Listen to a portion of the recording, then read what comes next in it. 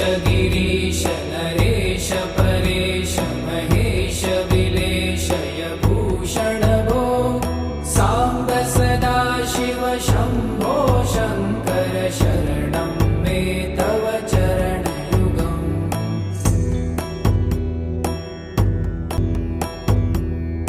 ऋषिवर मानस हंस चराचर जनन स्थिति लय कारण भो